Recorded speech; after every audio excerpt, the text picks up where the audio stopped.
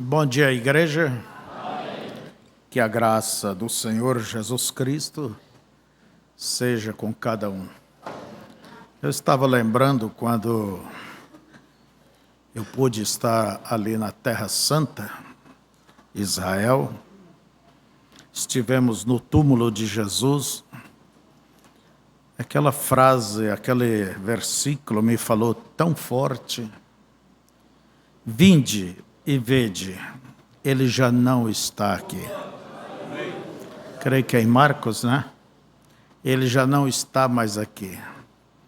Aquilo me foi como um impacto forte. E passou na minha mente grandes, poderosos imperadores, reis, generais, fundadores de religiões, me passou Maomé e tanta gente mais. Todos estão na tumba. Maomé está ali, a cada 4 horas se troca de cavalo. Isso vem lá, 1000 e tantos anos, esperando que ele levante, amonte no cavalo e conquiste o mundo. Mas está ali. Os ossos, a Maria também está ali, na sepultura. Mas há um que venceu a morte. E isso é o que justifica a nossa fé. Por isso a gente canta, porque ele vive, posso crer no amanhã, né? E hoje é um dia que comemoramos a ressurreição dele. Por isso é um dia que se dedica para contemplar, a meditar, entende? Um dia que você não deva trabalhar, a não ser que seja obrigatório. O irmão Brana, nem mesmo nesse dia, ele abastecia o seu carro, procurava fazer antes, não é dia de receber dívida, cobrar, pagar e tanta coisa, e ninguém deva vir à igreja com o espírito negócio. Vou lá para encontrar fulano e para fazer isso e fazer aquilo. Acertar esses compromissos. Então, é um dia que você deve dedicar à família. Eu penso que os laços familiares devem ser fortalecidos. Fortalecidos. O pai, a mãe, os filhos estarem mais juntos. E começa esse dia vindo à casa do Senhor, né? Não é assim? Agora era hora da gente dizer, cadê os jovens? Levante as mãos, vamos ver. Não é? Nós estamos aqui com o irmão Tiago e família. Ficaria de pé. Ali está ele. Vocês estão morando agora em São Carlos, né? E vão congregar aqui conosco. É bem-vindo. Até onde eu sei, o irmão foi alcançado pela internet aqui, de Chapecó. Foi? Que Deus te abençoe. E esse irmão, ele fez uma coisa muito bonita. Ele pagou do seu bolso um programa ali em Palmeira das Missões. É isso, né? É o irmão Daniel que pregava lá, pastor Daniel. E muitas pessoas se manifestaram. Pelo que eu saiba, o irmão Flavinho dava assistência de início. E hoje é o irmão Niles que dá assistência. Mas eu admiro muito esse espírito missionário. Esse espírito que realmente ajuda a empurrar a obra. E não sei, o programa ainda continua? Continua? Continua, né? É 2, 3 vezes por semana. E também o pastor Antônio, lá de Rolim de Moura, deixou a sua igreja e foi nos ajudar ali no trabalho no Acre. Se der certo hoje, vamos passar esse trabalho lá, alguma coisa. Eu sei que dessa pancada, até onde eu saiba, tinha sido batizado 20 e tantas pessoas. 24, né? E alguns ficaram sem batizar ainda. E não sei se ele conseguiu ir em todos os lugares. Mas depois, gente, isso é o quê? É vocês que, junto conosco, empurra esse ministério, né?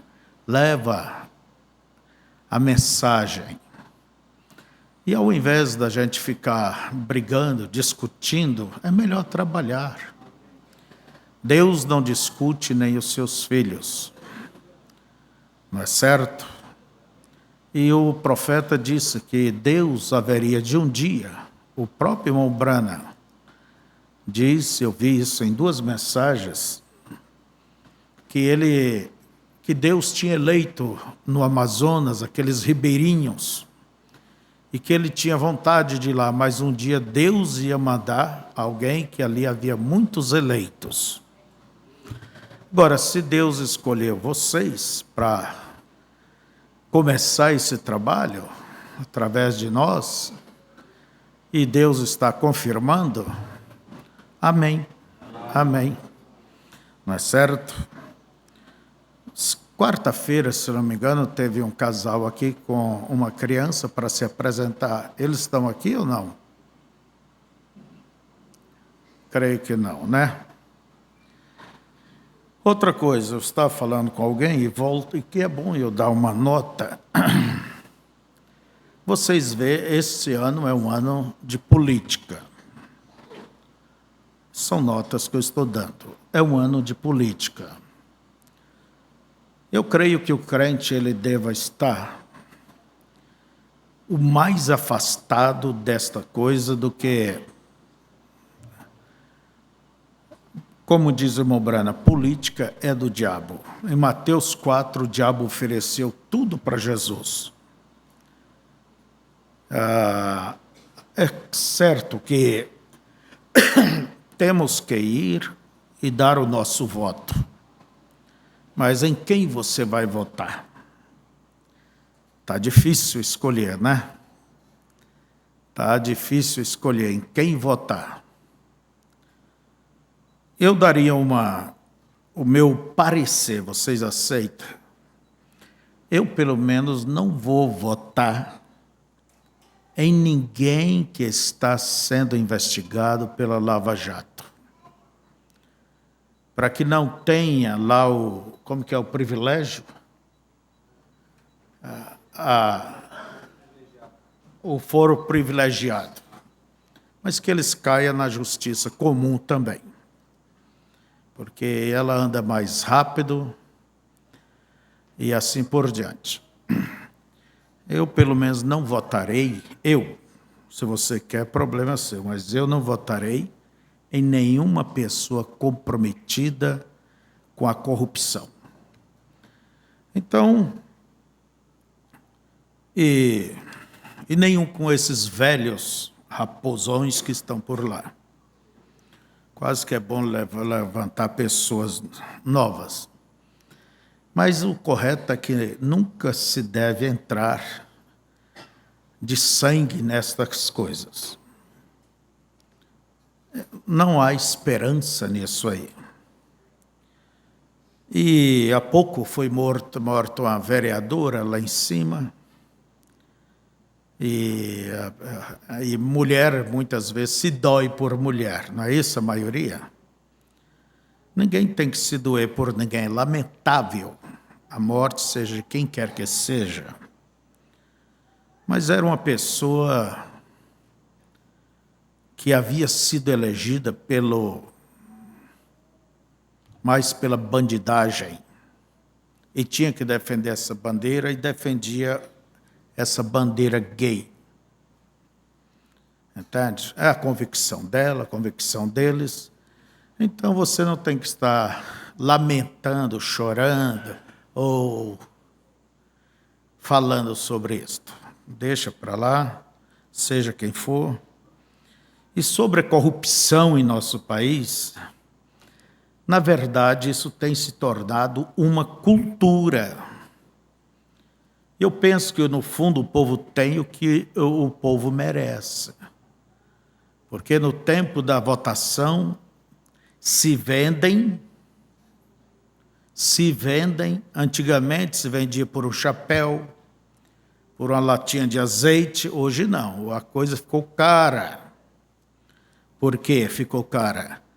Porque olha o que fazem lá em cima, uma corrupção sem fim, e as pessoas, então, aproveitam quando chega a hora de dar o seu voto. Eu penso que, se alguém tentasse comprar o meu voto, seria comprar o meu caráter. E o meu caráter não tem preço. A minha personalidade não tem preço. Agora, então, irmãos, o que podemos deixar? Que Deus haja pela justiça, o que pode fazer.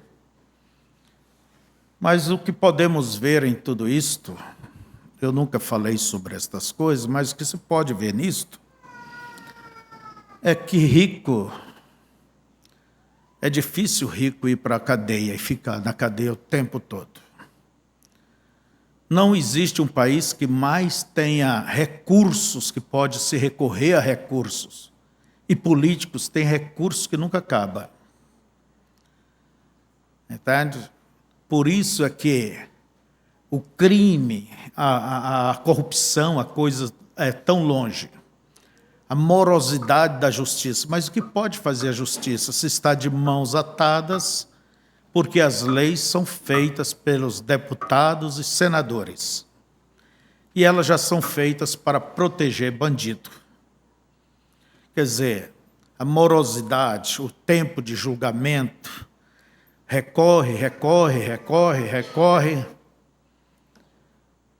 Certa vez, não faz muito tempo, alguém ia ser julgado, os promotores, a lei chegou a hora de julgar um camarada que matou a esposa e baleou a filha. Quis matar a própria filha. Mas ele tinha algum recurso e ele foi buscando legalmente, dentro da lei, recursos. E no final já passava de 20 recursos, ou 30, por aí. E a lei disse, agora vamos pegá-lo. Já fazia 21 anos, o camarada só desapareceu. Então, se vê, quem tem condições, busca, põe advogado. E o OAB e esses advogados realmente querem que a coisa seja assim para poderem sempre ganhar.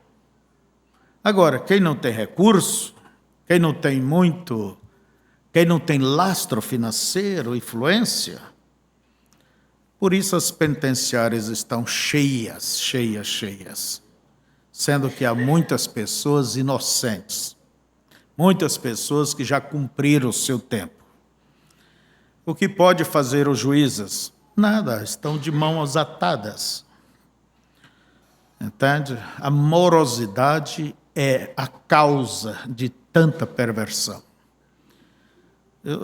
Na América do Norte, até onde eu saiba, são 3 recursos que a pessoa pode fazer. E errou, já vai diante do juiz. Não tem que levar 10 anos, não. Já vai diante do juiz, já é julgado. Então a lei age rápida, e quando a lei age rápida, ela inibe tudo isto. Mas o que fazer? Não é certo? Para cobrar uma pessoa, não se pode cobrar na casa dela porque está descansando. Não se pode cobrar fim de semana porque está descansando. Não pode cobrar no trabalho porque está trabalhando. Gente, quem fez essas leis? Tá, deixa eu...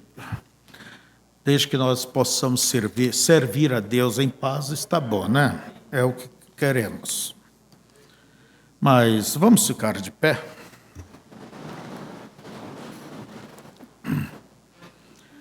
Preciosíssimo Pai, eu só peço que o Senhor tenha misericórdia, como o Senhor tem tido de nossa nação e, por que não dizer, deste mundo inteiro. Queremos lhe agradecer pela noite que o Senhor tem nos dado, pelo dom da vida e a graça de ver um tão belo dia como este. E aqui estamos na tua casa com os nossos corações abertos para receber a tua palavra. Abra o nosso entendimento, Pai, para compreender a tua palavra e os nossos corações para recebê-la. Em nome de Jesus Cristo, conduza, Senhor, a palestra, aquilo que haverá de ser dito nessa manhã, que o Senhor possa cuidar desta parte também. Em nome de Jesus, amém. Eu convido os irmãos a abrirem vossas Bíblias em Romanos, capítulo 9. Capítulo 9.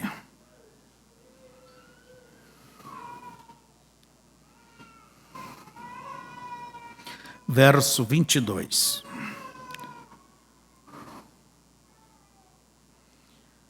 E que direis se Deus, querendo mostrar a sua ira e dar a conhecer o seu poder, suportou com muita paciência os vasos da ira, preparados para perdição. Então veja que Deus, para demonstrar o seu poder, ele suportou, vamos dizer, para nós aquilo que seria insuportável. Ele suportou com paciência a estas pessoas chamadas os vasos da ira, preparadas para o inferno. Podeis assentar? Eu quero falar sobre vasos da ira e tentar navegar um pouco dentro, andar um pouco dentro deste lado. É um assunto que, na verdade, engloba muitos outros pontos. Engloba livre-arbítrio, eleição, predestinação, tudo isto, mas nós vamos procurar permanecer por este ângulo, vasos da ira. O que se refere vasos da ira? São pessoas que, pela prática do pecado, elas estão se preparando para o dia da perdição, para o inferno. Quer dizer, são pessoas que rejeitam a verdade, rejeita caminhar com Deus, rejeita a cruz, ou diz que aceita a cruz, mas anda conforme as suas concupiscências, seus desejos, seus pecados. E Deus, tudo ele vê, tudo ele sabe.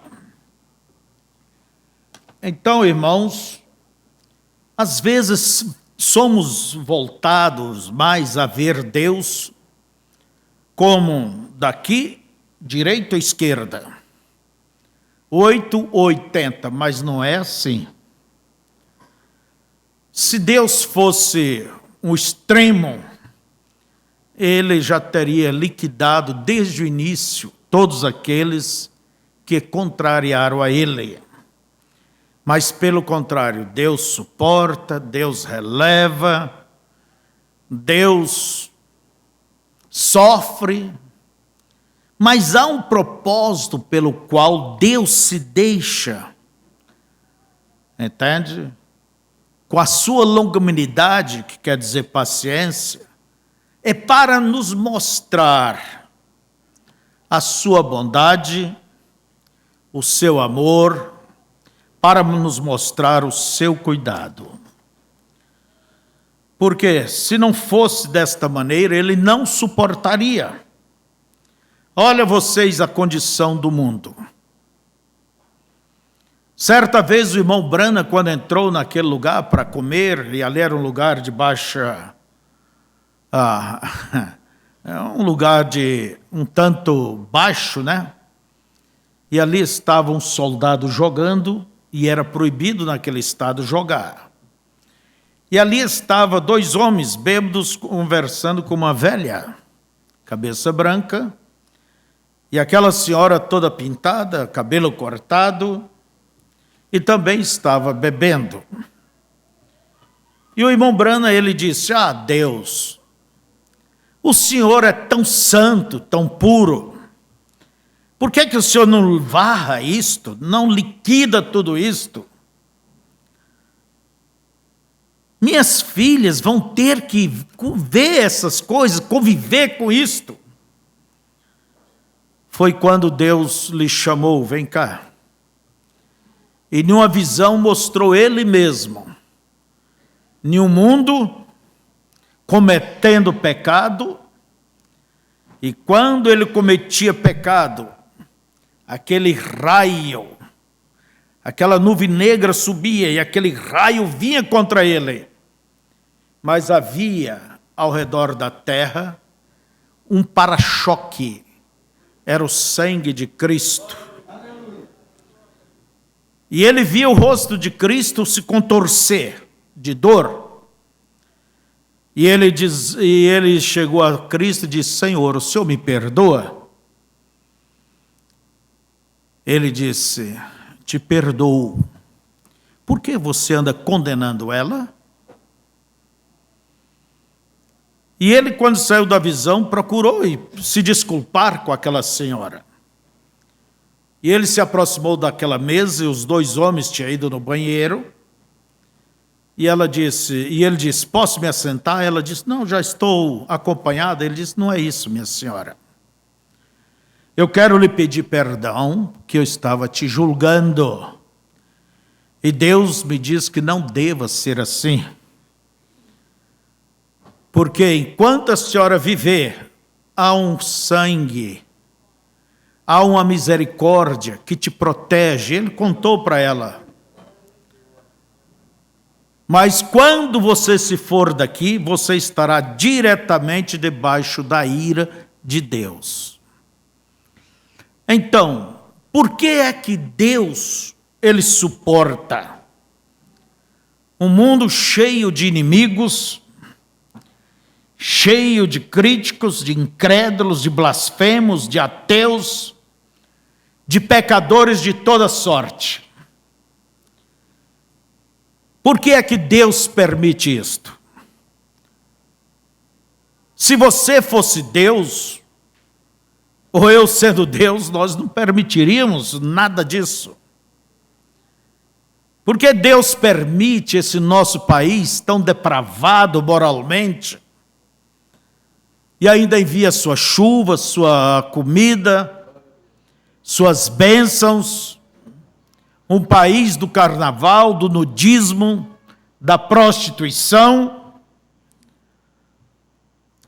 E mesmo assim, Deus suporta. E a Bíblia diz que tudo isto é vasos da ira. Vasos da ira, pessoas que estão se preparando para ir ao inferno. E Deus os abençoa. Deus lhes dá saúde. Deus abençoa seus trabalhos, seus negócios. E Deus também abençoa até a religião deles. Deus abençoa os dons que eles têm, mesmo que eles façam negócio, mas Deus segue sempre abençoando. Quando a Escritura diz, de graça recebeste, de graça dai. Mas ali tem preço. Pela oração, tem preço por isso, por aquilo. E você que procura caminhar retamente com Deus, olha tudo isto, e como diz, a gente diz, essa gente não dá. Não dá. Eu mesmo, como um pastor, me sinto envergonhado pela classe. Quando olhamos na televisão, e não só na televisão, essa influência, comércio e comércio, dá nojo de ver esses expoentes aí na televisão, com suas mentiras e com seus comércios, e usando o nome de Deus. É ruim, às vezes, quando você diz, eu sou um pastor, eu digo, eu sou um pastor, as pessoas já olham, como diz aí, está um trapaceiro. Então, por que Deus permite isto? Porque Deus ainda dá dons a estas pessoas? Irmãos, a Bíblia diz que, como lemos aqui, que Deus, para mostrar, e que direis se Deus, querendo mostrar a sua ira e dar a conhecer o seu poder, suportou com muita paciência os vasos da ira preparados para a perdição. Paulo nos diz que dentro de uma casa há todos os tipos de vasos, não é isso? 2 Timóteo 2,20. Vamos ver aqui. Está aqui. Meu óculos está me judiando. Ora, numa casa, numa grande casa, não somente há vasos de ouro e de prata, que são metais nobres, né? Mas também de pau e de barro, uns para a honra, outros, porém, para desonra. O que é que ele está nos falando?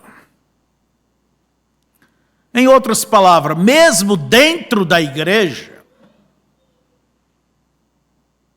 temos vasos de honra, coisa que podemos dizer aleluia, mas temos também vasos de desonra.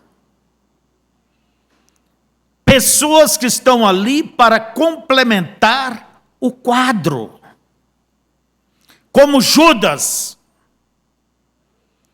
O ministério de Jesus não seria completo se não houvesse ali dentro um Judas. Quem iria entregar o Senhor? Quem iria trair o Senhor? Quem iria cumprir a Bíblia? Aquele que comia comigo levantou seu calcanhar contra mim? Se pudéssemos fazer uma viagem nos dias de Jesus, chegaríamos ali, ei Pedro, velho, você, hein? Eu te admiro, homem, a tua coragem e tudo mais. Como foi? Cortou a orelha daquele fulano? Ah, João, você é querido. Oh, Mateus, oh, fulano. E quando chegasse no Judas, eu já conheço a tua história, fulano. E Jesus tratava todos de igual maneira, não havia distinção. A tal ponto que quando João disse, quem é, Senhor, que vai trair o Senhor? Porque Jesus disse, um de entre vocês há de me trair. Pedro olhou para si, sou eu, Senhor? João, sou eu? Olharam para Judas, impossível ser ele. Mas Deus sabia o que havia no coração daquele ganancioso. E quando ele disse, sou eu, Senhor? Jesus disse, tu dizes. E confirmou, a quem eu der o pão molhado é este. Mas veja, ele tinha uma aparência, um posicionamento que colocou em xeque a confiança de todos os demais em seu Deus. Quer dizer, Judas não deixava transparecer o que ele era. Mas Jesus sabia, desde o início, deu seu amor, a sua atenção, com um beijo traís o Filho do Homem. Jesus tratou de igual modo. Então vejamos que ali dentro havia um vaso, que mais tarde Jesus orando disse, não se perdeu a não ser o filho da perdição. Agora, não é que a predestinação vai olhar desta forma. O João é salvo, a Maria vai se perder. O Pedro vai ser salvo e o Francisco vai se perder. Não é de uma maneira fatalista. É pela presciência de Deus, senão você vai errar. Quando falar sobre a eleição, a predestinação, é porque Deus conhece a história antes dela existir. Deus pode contar ela pelo fim, sendo que não tem havido o começo. E Deus sabe quem iria dar crédito, iria crer e não iria crer. Não é que Deus destinou um para a perdição e o outro para a salvação.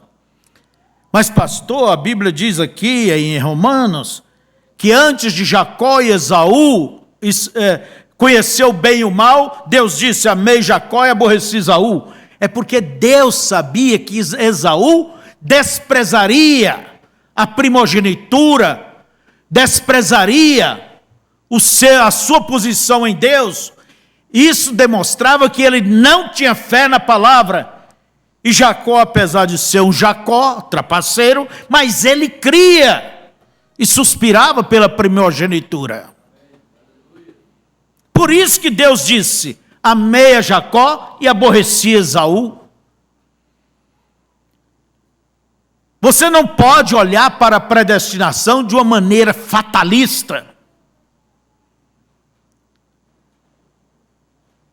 Não, esse aqui é filho do inferno, esse aqui é filho... Não, quem é você para julgar? Se fosse assim, porque Jesus disse, lutai, porfiai por entrar pela porta estreita? Então Deus tem um plano de salvação e nesse plano, Apocalipse 13:8, Jesus foi morto antes da fundação do mundo. Sendo que ele foi morto há 2000 anos atrás. E nós estávamos ali, neste plano. Então Deus conhece. Se eu sou um vaso de desonra. Então se eu sou de honra, eu sou de honra. Não, você não pode olhar desta maneira. 8:80. Alguns olham com uma maneira fácil. É pela graça e através dessa graça posso pecar, posso uma vez salvo, quer dizer, não posso mais perder, e depois então posso aprontar, dar cambalhota no pecado da maneira que quiser. Não, não é assim. Não é deste jeito. Porque se você não souber usar a graça corretamente, é pior do que a lei. Graça, graça, graça, até que chega a desgraça. E Paulo diz que não é para usar o pretexto da graça para dar ocasião ao pecado.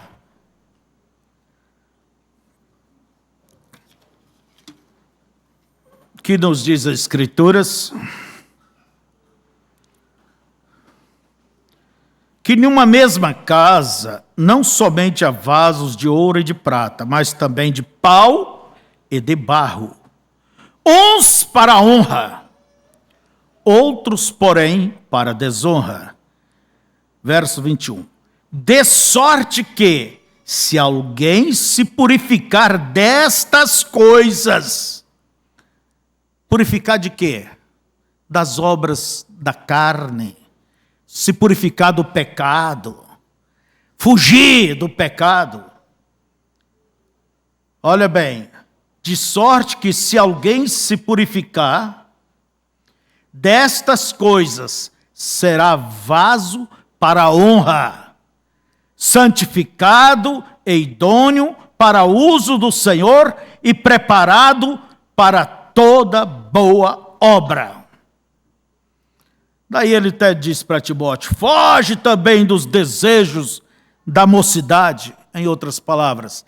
Não se incline, não caia nos desejos da carne, da mocidade, para que você não se torne um vaso de desonra. Então você pode ser um vaso de honra, e é o que eu espero,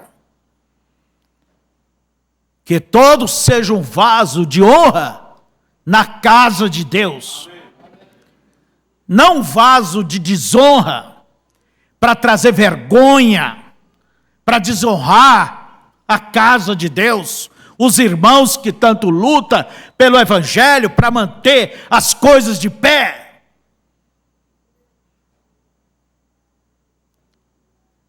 Agora, se você vive, se alguém vive em pecado, dando água para esses espíritos imundos, isto faz diante dos olhos de Deus vasos de desonra.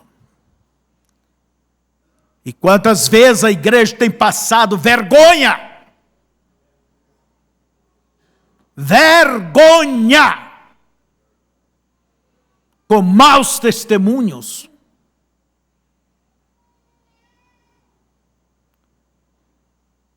A pessoa que vive uma vida dissoluta,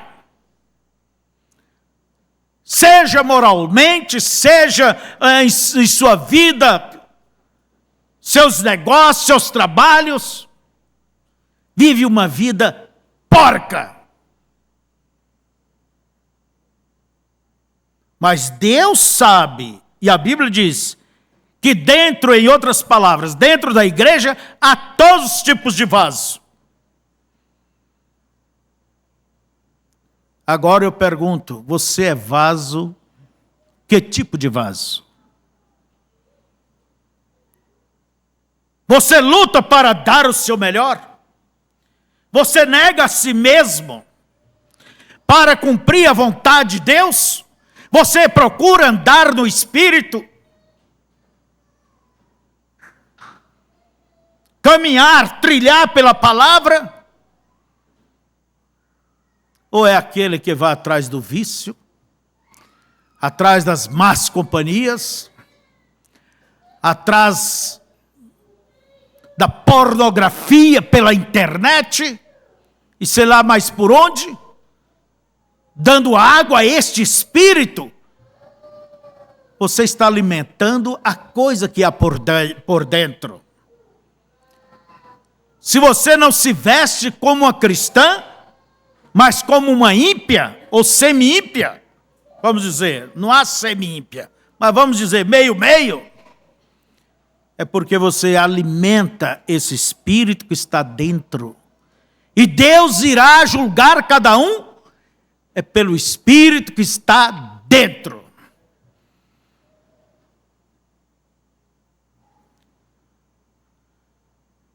Mas você tem que se purificar destas coisas. Então será o quê? Um vaso de honra. Você não sabe fazer o uso correto da tecnologia? Não faça um uso errado, não. Joga esse celular fora. O que tem um homem ou que tem uma mulher que tem que ter uma senha separada do seu esposo, sua esposa. Ela está desconfiando, mas o que esse cara tudo está pagando e cuidando? Irmãos, bode que nasceu para berrar, vai morrer berrando. Sem o novo nascimento, é isto, é essa a natureza.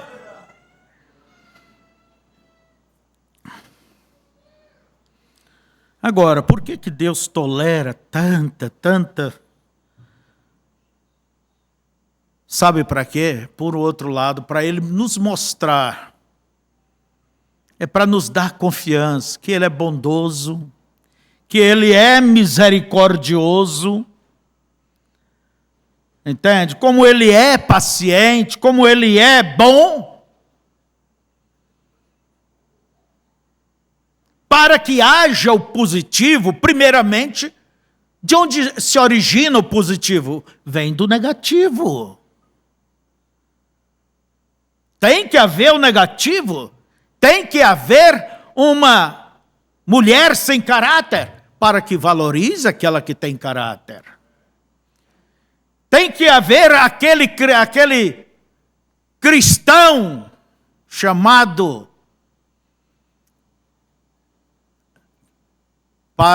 que se chama de cristão, mas está longe, para valorizar o verdadeiro cristão, a verdadeira cristã. Tem que haver a noite para valorizar o dia, tem que haver a dor para valorizar a saúde, o prazer. Não é isso aí?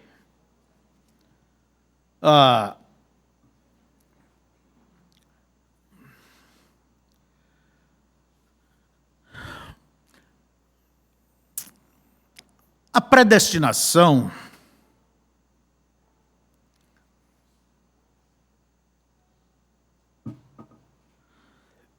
ela não te exclui da responsabilidade individual. Ela não te exclui.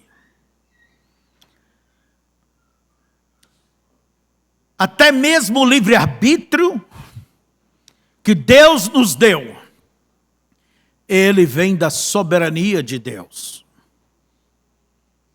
Mas você arca com aquilo que você faz. É o livre-arbítrio. Quando Deus disse para Adão e Eva, olha, vocês podem comer de todo fruto, mas não coma desse aqui. Deus não disse, olha, e não coma desse aqui. Deus mostrou a consequência, porque o dia que vocês comerem, morrereis. Quer dizer, e o homem simplesmente, a mulher, Eva, simplesmente na sua curiosidade, e pode ver, se ela tivesse com o marido, duvido que se aquela serpente ia cantar ela.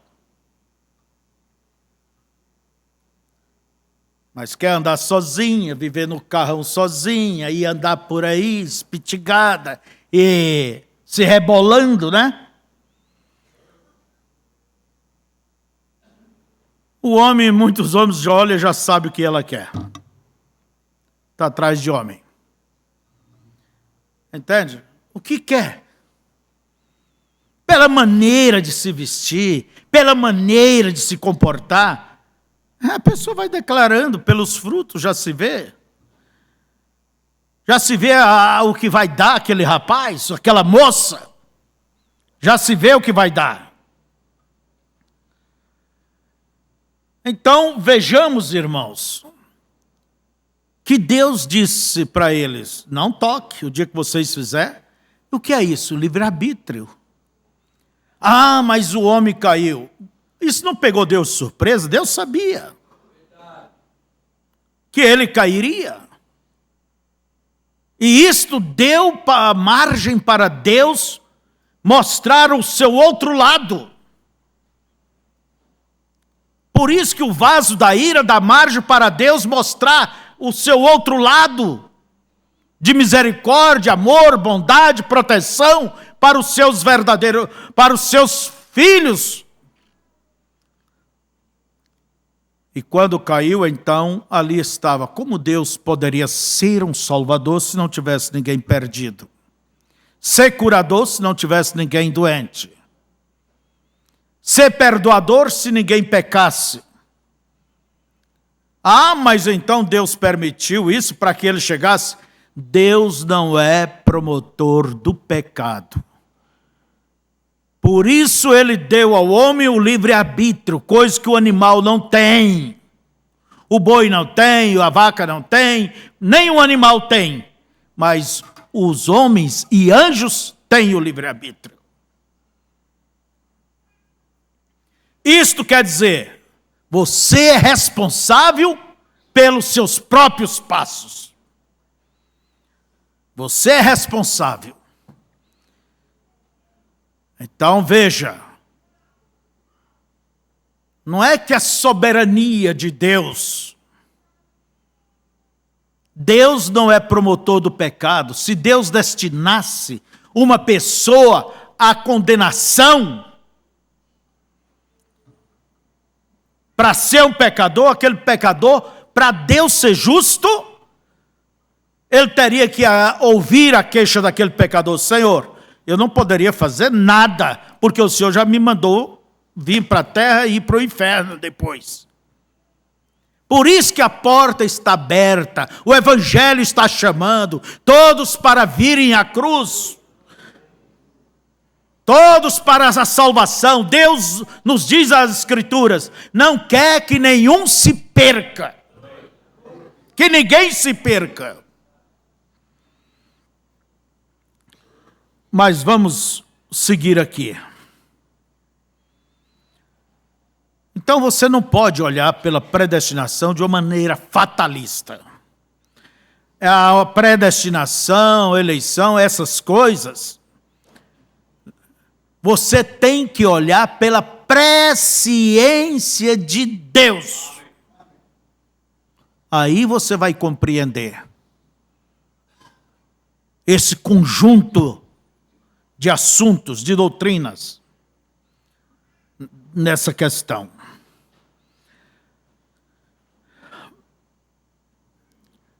Por que a pessoa se torna um vaso da ira? É através de seus pecados, de suas rebeliões. E a rebelião é pior do que um pecado. Lembra lá em Israel, a rebelião veio através de príncipes, gente de primeira categoria. Mas por que é pior? Porque ela tem o princípio no diabo lá no céu, que saiu do seu lugar e promoveu a rebelião. Por isso, às vezes, é mais fácil perdoar de um pecado do que do espírito de rebelião. E se há uma coisa que sempre eu disse para vocês, desde os tempos antigos: questão de ministério, não se meta. Não se intrometa em questão de ministério. Como diz o irmão Brana, se para alguns ministros, para ministro é difícil, quanto mais para o leigo. Fique fora disso.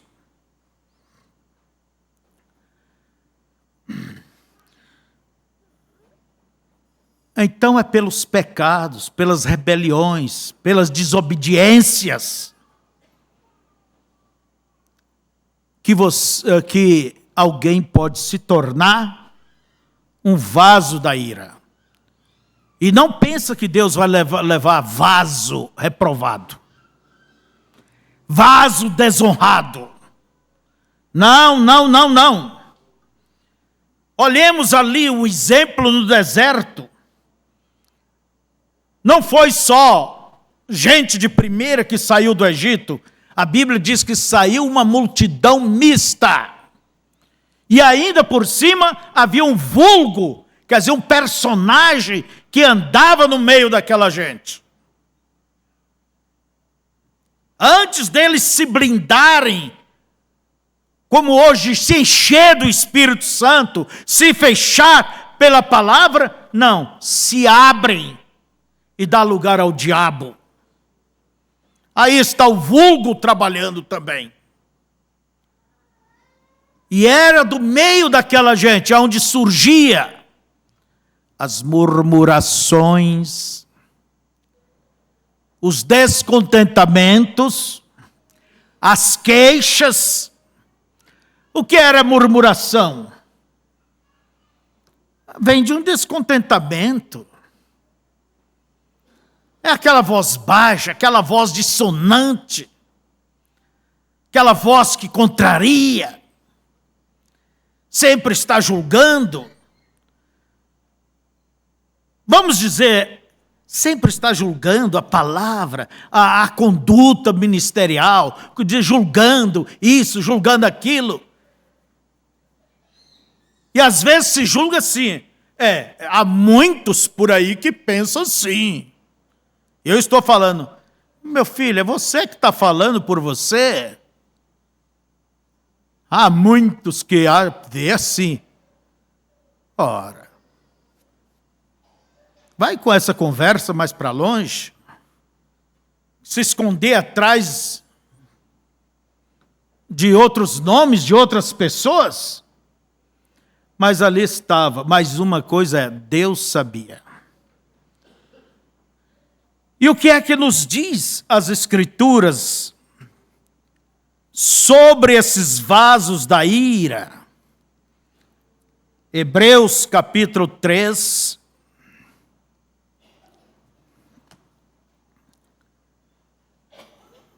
do verso, creio que é 8. Começar com o 7. Portanto, como diz o Espírito Santo, se ouvirdes hoje a sua voz, não endureçais o vosso coração, como na provocação, no dia da tentação no deserto. Vocês vejam que sempre há um hoje. Se hoje ouvirdes a sua voz, se hoje Deus está te chamando para aceitar Cristo como Salvador, se Deus está chamando para você sair desta lama moral, se Deus está te chamando para você sair desta vida negligente, de um cristão negligente, então sempre há uma oportunidade. Se hoje, é hoje, não é amanhã nem ontem, é hoje. Não endureçais o vosso coração como na provocação, no dia da tentação no deserto, onde vossos pais me tentaram, me provaram e viram por 40 anos as minhas obras. Vocês já viram que houve no deserto mais milagres do que em qualquer outro lugar? Em qualquer outro lugar da história, onde houve mais milagres foi no deserto. Deserto é quente, a areia ferve. Mas de dia, ali estava aquela nuvem lhes dando sombra. À noite é frio, tudo mais, mas ali à noite aquela nuvem era um fogo. Lá no deserto caiu o maná, a água jorrou da rocha. É o lugar mais improvável onde pudesse achar água, mas dali jorrou água. Foi no deserto onde veio cordonizes, milhões e milhões de cordonizes, a ponto deles terem cordonizes para comer o mês inteiro. Foi no deserto aonde as suas sandálias não gastavam, não se desgastaram, a roupa não envelhecia. E diz a Bíblia, e não havia entre eles nenhum doente. Mas foi lá no deserto onde eles provocaram a Deus por mais de 10 vezes. E olha o que diz a Bíblia. Onde vossos pais, no dia da tentação no deserto, onde vossos pais me tentaram, me provaram, e viram por 40 anos as minhas obras. Por isso, me indignei contra esta geração, aos filhos da ira, e disse, estes sempre erram em seu coração, e não conheceram os meus caminhos. Assim, jurei na minha ira, que não entrarão no meu repouso. Os fariseus disseram para Jesus, nossos pais comeram o maná do deserto, o pão dos anjos. E Jesus disse, todos eles, se perderam. Mas não eram pessoas vivendo debaixo da coluna de fogo, comendo das bênçãos de Deus? Mas eram filhos da ira. E não entraram na terra prometida.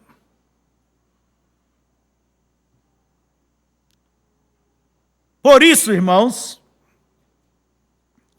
você imagina o povo andando ali pelo deserto.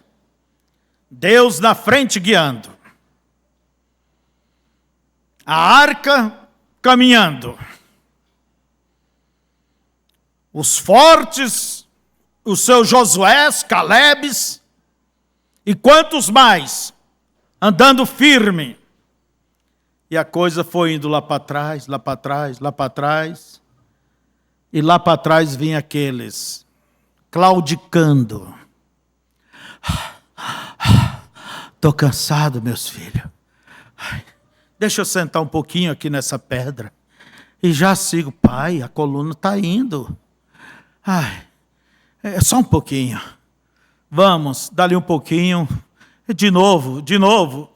Dali um pouquinho a família tinha que sair esfregando os olhos.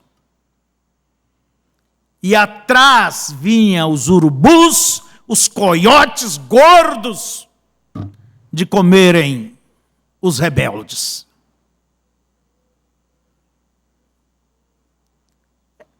É isto, irmãos. Às vezes você quer, eu quero, gostaria que todos fossem cabeceira. Não. Nós estamos em uma viagem. Por isso, você que está de pé, cuide, para que não caia. Não está dizendo o pastor não tem que se cuidar. Paulo, ele disse que ele temia que depois dele pregar a outros, ele mesmo viesse ser reprovado. Por isso ele diz, por isso eu corro. Não como uma coisa incerta. Não que eu seja perfeito, mas busco a perfeição. E uma coisa eu faço, deixando as coisas que para trás ficam. Porque se você sair arrastando certas coisas inconvenientes, seria como que ia arrastando uma corrente que a cada dificuldade acrescenta mais um elo. uma dificuldade com aquela irmã, uma dificuldade com o diácono, uma dificuldade com o ministro, uma dificuldade aqui e ali. Daqui um pouco você não anda, não consegue andar. Tem rancor em seu coração? Corta, perdoa. Se alguém te deve, não olha para aquela pessoa de má jeito. Senhor, chega e diga, eu te perdoo, te dou, ó irmão, não se preocupe com isso. E confia que Deus irá te restituir de outra forma do que carregar sentimento. Senta na igreja e olha lá, ali está, veja quem é. Irmãos, a vida é tão curta. A vida é tão curta. Aproveite ela. Busque a paz, siga. Não carregue diferença em teu coração.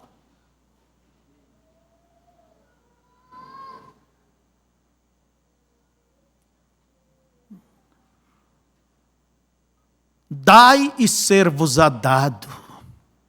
Boa medida, recalcada, transbordando, deitarão em vosso regaço. Por que complicar a vida se ela é tão curta? Viva feliz e no que depende de você, tenha paz com todo mundo. Tenha paz com A, com B, com C, com D, com F, até com Z. Se alguém não quer andar comigo, o problema é dele. Mas daqui para lá, eu não tenho inimigo. Você tem? Eu não tenho inimigo. A Bíblia diz que o diabo é o inimigo, mas se eu pudesse dizer, ó rapaz, pode estar livre, eu diria para ele.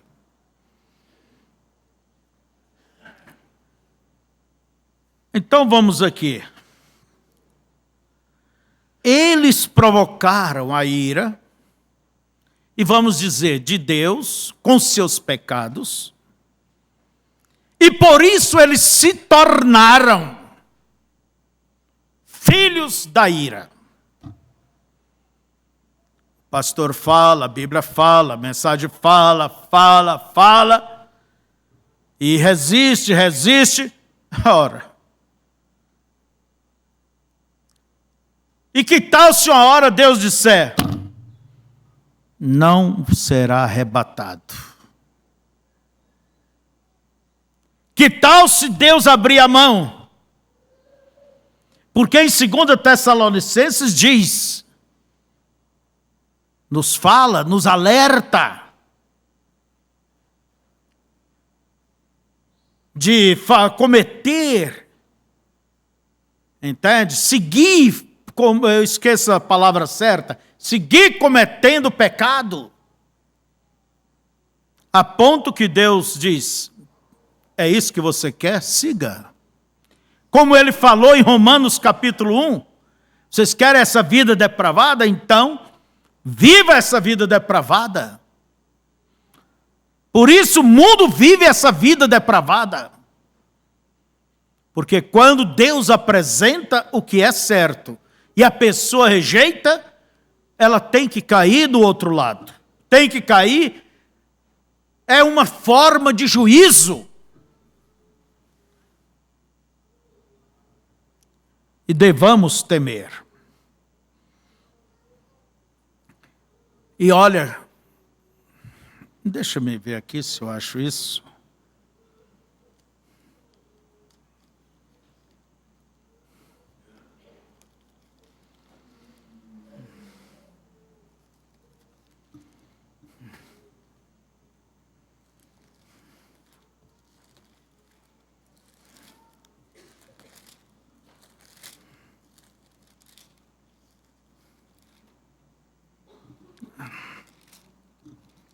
Tem horas que a gente quer e parece que foge, né?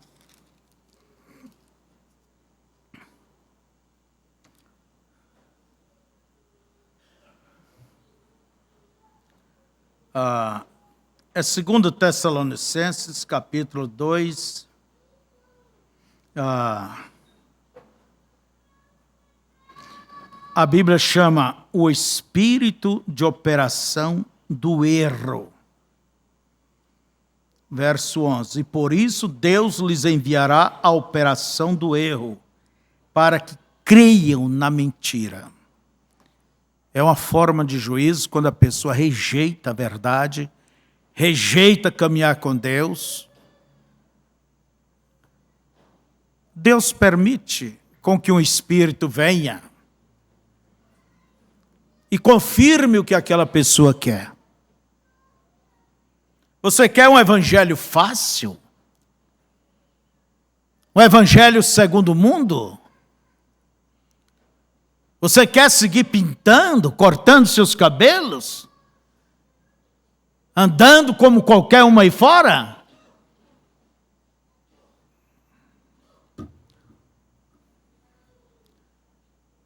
Então, irmãos, cabe essa pergunta: por que é que Deus faz assim? A vontade permissiva de Deus, quando a pessoa não quer perfeita, Deus tem a vontade permissiva. E Ele vai abençoar estas pessoas da mesma forma. Por exemplo, a Bíblia diz que a mulher não deva pregar. Mas com ela, falta homens e eu tenho que pregar, e Deus me usa, e Deus tem feito isso através de mim. Deus só pode dizer: vai, vai. Vai com esse teu evangelho, homem, de negociante. Pode ir. Eu vou abençoar. Você da mesma maneira como se estivesse da vontade perfeita. Foi o que Deus fez com Balaão. E a primeira palavra sempre é a vontade perfeita. E para Balaão, Deus disse: não vá com esses homens. Mas quando chegou uma melhor proposta, embaixadores mais nobres, fique por aí, vou ver se Deus mudou de ideia. E Deus disse: quem são esses homens? Balaque me mandou. Balaque me mandou. E antes a conversa de Balaão foi essa: se me desse, Balaque, a casa cheia de ouro, eu não vou contrariar a vontade de Deus, bebê. Mas o coração dele, Deus via que era outra história. Daí Deus disse: levanta e vá.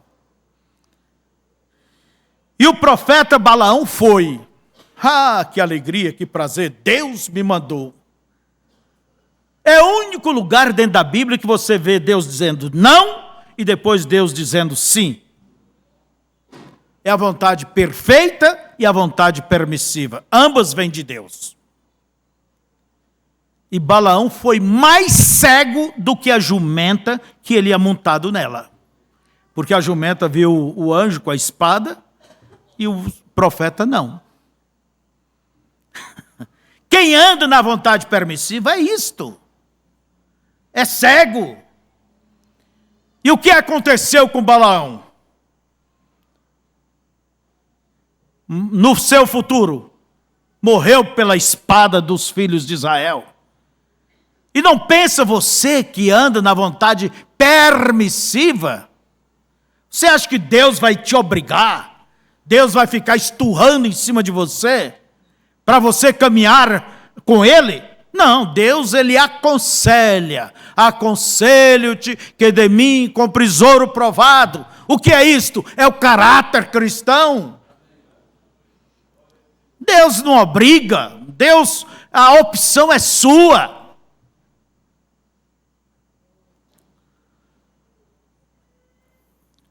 Então, Deus permite todas essas coisas com uma finalidade.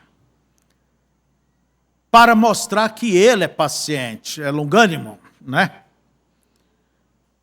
E eu penso, e essa longanimidade de Deus esteve nos dias de Noé. Não é isso que nos diz lá em Pedro? Enquanto se fazia arca, enquanto se pregava o evangelho, 120 anos, Deus esperando, porque o desejo dele é que todos venham se arrepender, é que todos venham à salvação. E eu penso que hoje também nós estamos vivendo, o mundo todo está vivendo pela longanimidade, a paciência de Deus. É a bondade de Deus. E até onde vai isto? Até onde vai isto? A ira de Deus, é difícil Deus se irar, mas a sua ira é curta e destruidora. Mas pelas Escrituras nós sabemos que haverá o fogo está vindo, como veio sobre Sodoma e Gomorra, que foram cidades corrompidas, adúlteras, pecaminosas, foram colocadas como exemplos para o mundo inteiro. Por isso, em quase toda a Bíblia se fala destas cidades.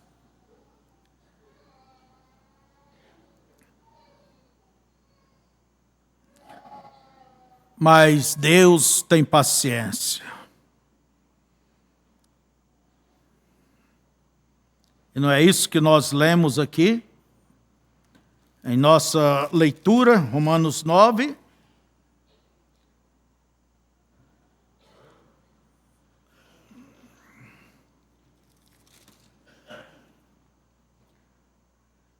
Se Deus, querendo mostrar sua ira e dar a conhecer o seu poder, suportou com muita paciência os vasos da ira preparados para a perdição, para que também desse a conhecer as riquezas da sua glória nos vasos de misericórdia, que para a glória já dantes preparou, os quais somos nós.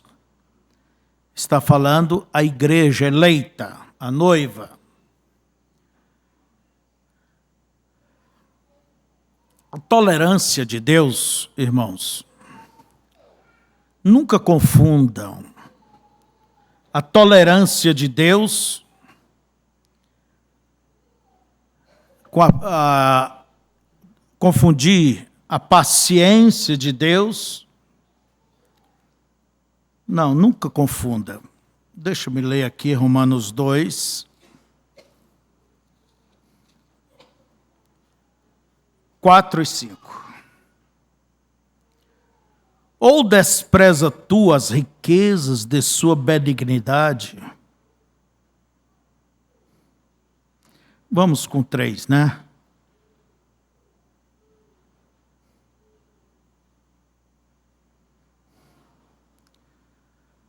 E bem sabemos que o juízo de Deus é segundo a verdade sobre os que tais coisas fazem. E tu, ó homem, que julgas os que fazem tais coisas, cuidas que fazendo-as tu, escaparás do juízo de Deus? Ou desprezas tu as riquezas de sua benignidade, e paciência, e longanimidade, ignorando que a benignidade de Deus te leva ao arrependimento?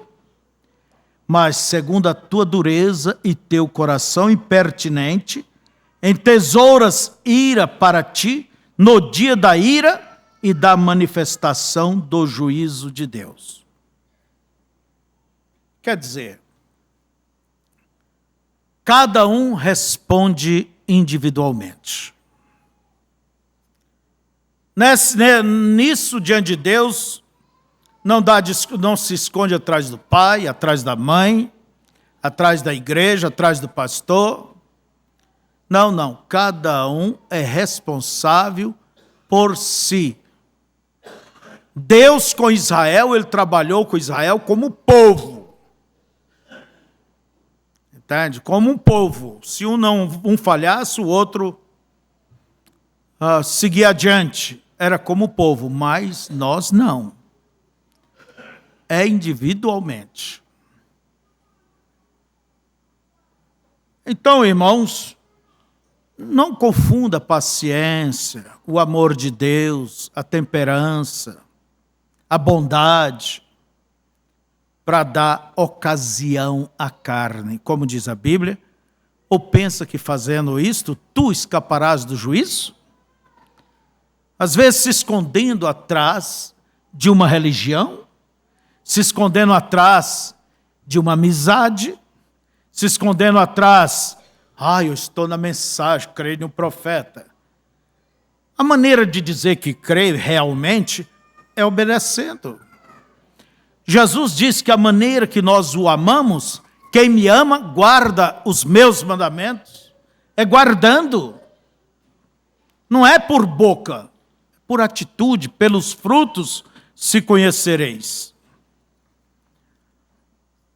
Vamos já indo para o final. Você recorda que as Escrituras nos mostram que Deus disse para Faraó que para isto eu te levantei, para mostrar em ti o meu poder. Porém, antes Faraó teve a oportunidade. Moisés chegou a ele e disse: assim diz o Senhor, Deus dos Hebreus, deixe o meu povo ir. Qual foi a resposta de Faraó? Não conheço esse Deus e não vou deixar ir. E veja como que ele resistiu, a nação foi a pique.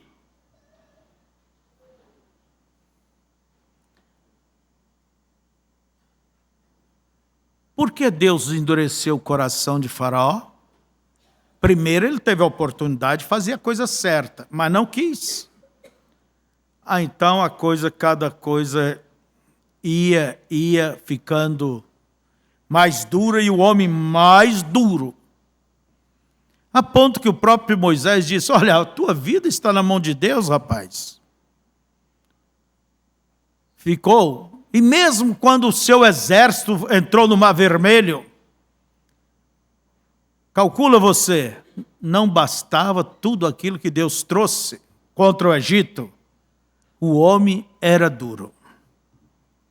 Endureceu.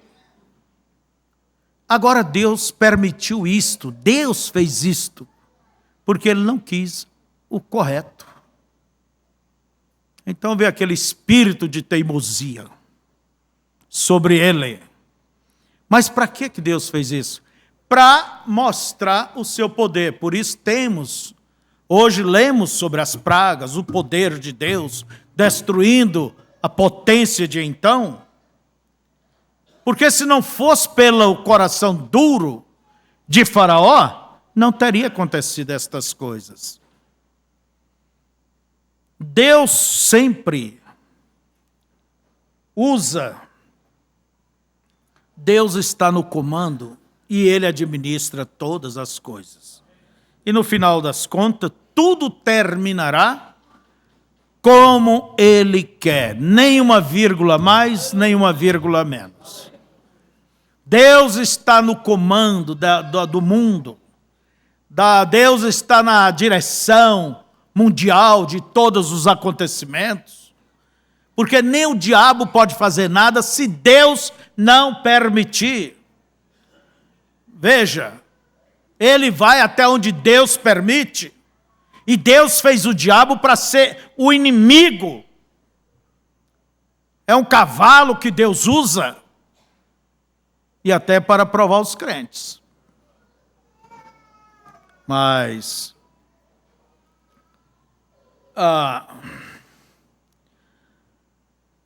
então vejamos, irmãos, que tudo que acontece é um propósito de Deus. Eu não entendo, e ninguém por certo entende, porque os caminhos de Deus, eles inescrutáveis. Os meus caminhos não são os vossos, meus pensamentos não são os vossos. Quão mais alto é a terra do que aos céus do que a terra, assim são os meus pensamentos e os meus caminhos mais do que os vossos. Porque Paulo diz que todas as coisas contribuem para o bem daqueles que amam a Deus.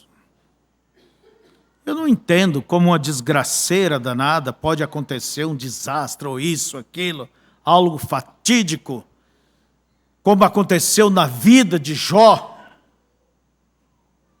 e aquilo contribuir.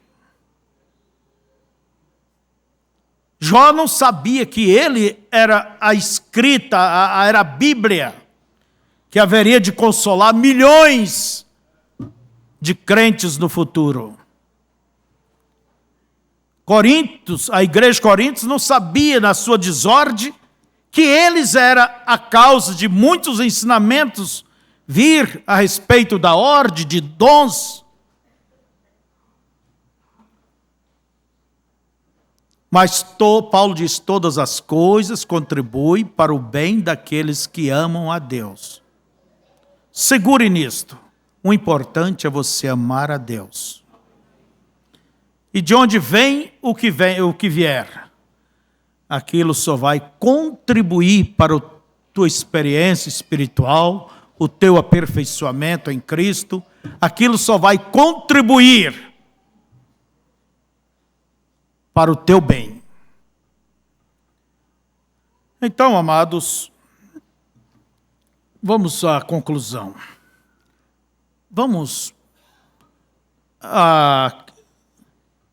Temamos, irmãos, como Paulo temia. Temamos de se tornar um vaso reprovado, desonrado aos olhos de Deus, um vaso predestinado para o inferno. Por isso, você tem uma responsabilidade. E qual é a tua responsabilidade? Guarda o que tens, guarda a palavra e não deixa o diabo te tomar a tua coroa. Não seja você um Saul que começou bem com Deus e depois se rebelou, se tornou até um endemoniado, foi se colocando contra as coisas de Deus e no final a sua vida se foi consultar uma feiticeira. Veja só. E sabe o que Deus disse pelo profeta, creio que Oséias? 40 anos. Ele disse, e eu na minha ira vos dei Saul, filho de Cis. Quer dizer, na ira de Deus, Deus deu aquele governante para proceder daquela maneira? Mas logo depois veio Davi, segundo o coração de Deus. E por 40 anos, Deus diz, eu estive irado com esta geração ali no deserto. Mas 40 anos abençoando eles? Ainda? Quem entende Deus? Por isso Paulo diz, profundidade de conhecimento, mistérios. Quem te ensinou para que tu tenhas? Quem te aconselhou? Quem te ensinou para que o Senhor tenha que corresponder? Profundidade. Irmãos, procure ser, como diz Paulo, purificando dessas coisas será um vaso de honra, de bênção. Ande pelo caminho da santificação, pelo caminho correto. Seja um cristão transparente, genuíno. Fiquemos de pé.